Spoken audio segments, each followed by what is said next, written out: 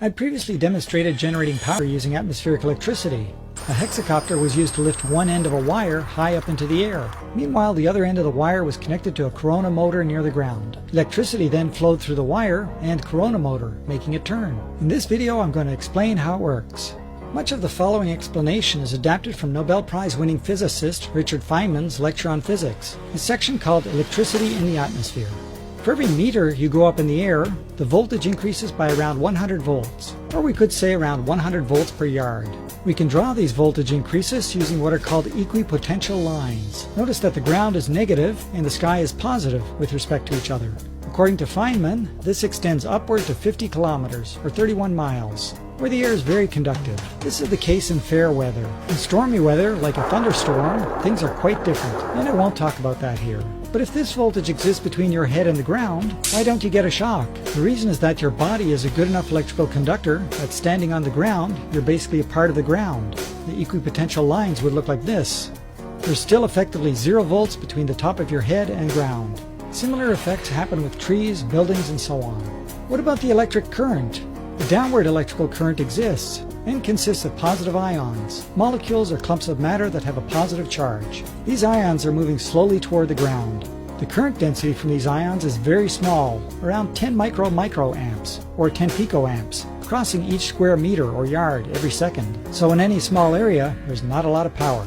And that's the explanation about atmospheric electricity adapted from Feynman's lectures. To take advantage of this atmospheric electricity, we electrically connect one end of a wire to the ground and lift the other end up into the air. In our case, we got good results at around 120 meters, or 390 feet up. At 100 volts per meter, or 100 volts per yard, that's 12,000 volts between that height and the ground. But, just as with you standing on the ground, the wire is an electrical conductor, and so is also at ground potential. Looking at the equipotential lines around the wire, that voltage of 12,000 volts exists between some distance away from the wire and the wire. You can see that the equipotential lines are closest together at the top of the wire. This means the attraction is strongest there, and electrons make their way upward in the wire. Let's look more closely at the top of the wire. We'd put 6 sharp points using sewing pins at the top of that wire, but for ease of illustration I'll draw just one. Notice that because of the sharp shape at the point, the charges are crowded together at that point. Remember also that there are positively charged ions in the air. An electric field exists between the negative charges on the wire and the positive charges in the air. And we can represent that electric field by drawing lines between pairs of opposite charges. Notice that the electric field lines are closer together near the point, meaning the electric field is stronger there. It's strong enough to remove the negative electrons from the sharp point, where they neutralize positive ions. But due to the voltage, there are fresh positive ions moving downward and fresh negative charges coming up from the wire. We now have electricity flowing through the wire. The electric current in that electricity is very weak though. We didn't measure it, but from my experience with electrostatics, I'd estimate it in the low microamps, or more likely even lower. That's not enough to turn an electromagnetic motor, one like you use in everyday life, but it is enough to turn an electrostatic motor, like this corona motor. The corona motor consists of a plastic cylinder surrounded by sharp-edged metal blades. Every second one of those blades is connected to the wire going up into the sky. That means that when the wire starts conducting, those blades are now at whatever voltage the top of the wire is up in the sky, though opposite in polarity, positive. That's why you get a shock when you touch one of those wires. Negative charge is then pulled from the plastic cylinder through a gap between the edge of the blade and the cylinder. That leaves the cylinder with the same charge, and since like charges repel, a repulsion occurs that rotates the cylinder. The next blade is connected to earth ground and becomes negatively charged, and since opposite charges attract, it attracts the charged area of the cylinder. It then neutralizes that charged area by taking electrons from the ground. And that's how atmospheric electricity can power an electrostatic motor like a corona motor. So we've got a 130-foot building which is supposedly a church, and it's been grounded with heavy-duty grounding cable to stop the antennas that are at the top from transferring energy down to the bottom where the plug socket is.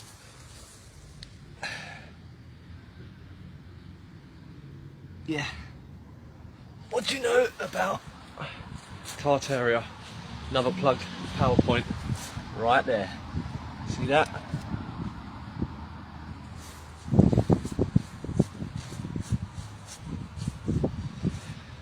We've been lied to.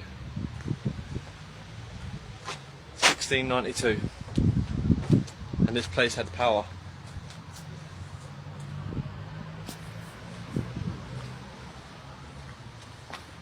And they need to ground it on both sides to stop the antennas from taking energy from the ether, which is above, and transferring it to ground level. Sorry about the blurriness. Transferring the ether from above to the ground level. So they create a ground loop which runs up all the way to the top of the building, connecting to the antennas and then back down the other side, and stops the energy from being, or stops people from getting electrocuted basically. That's the whole reason for them. It's got nothing to do with lightning strikes.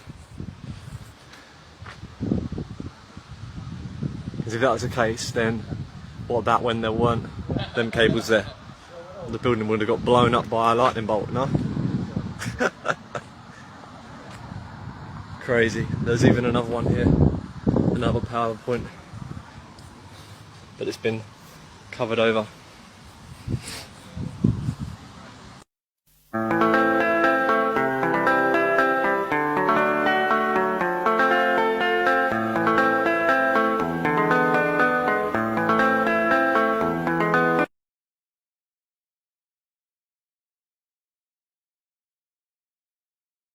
This is known as an atmospheric energy conductor, also known as antiquitech. Many people believe that this is just a temple or a place of worship, but really its true function is to gather natural energy from the ether and convert it into electricity. Oh my days. So this is why they call it a cathedral. A cathode is a type of electrode through which electrons move. Electrons are a semiconductor, usually a metal, that is connected to something that is not metal.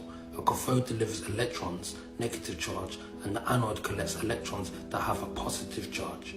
Oh my diddy. And this is another type of building that does the same thing. That's why you always find gold at the top, and the columns and arches have coils in them, conducting a current of positive and negative ions, and they're always covered in copper. Anode is the electrode where oxidation occurs, and cathode is the electrode where reduction occurs. So did they have electricity in the past? You'd be naive to believe they didn't. Old buildings, new technology. Oh my days. It's funny how they always say that people from old civilizations used to just sacrifice each other, and every building was a temple. But did you know that in fact, those ancient temples was ancient technology? I know it's hard for you to believe. I know it is. But you gotta ask yourself, how did they really build these temples? And I'm not talking about no little dibby temple, you know. I'm talking about big, mass scale temples. We don't build temples like this anymore. We don't build buildings like this anymore. Because what if I told you that these ain't even temples? These are power stations. These ain't just built with technology. This is technology. It's just too accurate and too precise. You can't build these with sticks and stones and slaves. You can't just build these temples for no reason. They must serve a purpose. And that purpose, my friend, is orgone energy. Orgone energy. Where we get the word organic, original, organ, orgasm, orgone energy. There was a few guys recently that did their own theories about this, but this is a real thing. This is no theory. This is ancient. You'll be surprised how much is being hidden in plain sight. Like I said, this is technology. Cathodes, the ether energy. Antenna, amplifier, resonating moderator. You can see they had lamps. Let's enjoy together the beauty of ether gathering technology of the whole world. Cathedrals are not what they want us to believe.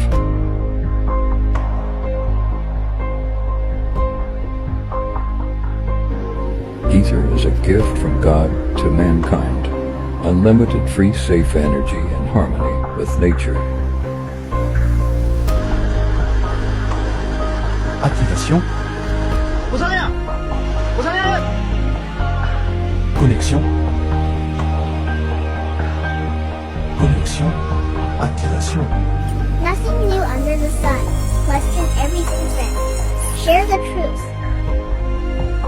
So this is another picture from Philip Callahan and all of his information, all of his work. So this is a cathedral that's basically harnessing magnetic and non-magnetic materials to harness the energy all around them, basically collecting free energy. Now, if there was a garden around any of these buildings whatsoever, that garden would begin to bloom because they are using electroculture, which is harnessing the Earth's energy to make their plants grow larger. That's why there's usually gardens and they're doing very well and they're all going pretty much crazy because of the fact that they're harnessing the energy that's all around them 24/7, 365. Now, it's fascinating because if you look at this picture above as well too, it's an antenna from the insects, and they're basically making antennas with this type of technology so they could harness the energy that's all around us. Now, we've lost track of how to do this and how to create these technologies, but the fact that if we stack paramagnetic and non-magnetic materials together, we can actually replicate this and begin to heal ourselves and everything around us. Like I've been talking a lot about electroculture and how we can grow more food, we can also build buildings and use this technology to heal ourselves and everything around us to also combat all the EMF, radiation, and all the other nonsense that we face all the time.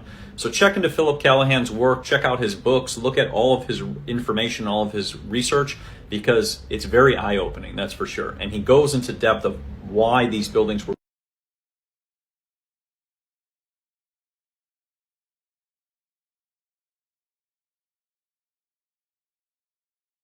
أسرار الكون. طاقة دول بتحاول تسيطر عليها. الطاقة دي لو دولة قدرت تسيطر عليها فهي سيطرت على العالم كله. أبحاث في السر. أي عالم بيوصل لأي معلومة أو كان عنده بحث عن الطاقة دي بيحصل له حاجة من الاتنين، يا بيتقتل يا بيختفي بسبب مجهول. بيبقى هدفهم إن كل الأوراق الخاصة بالأبحاث عن الطاقة دي تتحرق. أبحاث سرية في كل الدول وبقى لها حوالي 40 سنة سرية. واي واحد يوصل لحاجه بيتقتل وشغلانه على مستوى مخابرات والدول ماشيه تحت الارض. العالم الصربي تسلا قدر يعمل نظريات يفك بيها طلاسم الطاقه دي، وقدر يوصل ان ازاي الانسان يسخر الطاقه دي لخدمته. مجرد ما النظريات دي اتعملت مكتب تسلا اتحرق لسبب مجهول. حاولوا يتخلصوا من كل الاوراق الخاصه بالنظريات دي، لكن في بعض الاوراق واجزاء من النظريات دي وصلت لاكتر من عام. فاكر النحاس اللي كان موجود في الاسلاك الكهربائيه؟ قال لك ازاي انت هتعمل كهرباء من غير سلك؟ لو الموضوع ده انتشر انا عن نفسي هخسر. وتوقف تماما عن تمويل تسلا. ولما ابتدى المشروع ده يتعرف اكتر واكتر اتحرق مكتب تسلا لسبب مجهول، وبعدها بفتره مات. بعض الاوراق اللي كان مكتوب فيها ابحاث تسلا وصلت لاكتر من عالم، منهم العالم ادم ترومبلي. قدر العالم ده ان هو يخترع جهاز مولد كهربائي بيولد الكهرباء من الهواء، وقال انا بجيب الكهرباء دي من طاقه لا محدوده وطاقه مجهوله ومحدش قدر يستخدمها لحد دلوقتي، الجرافيتي فيلد انرجي.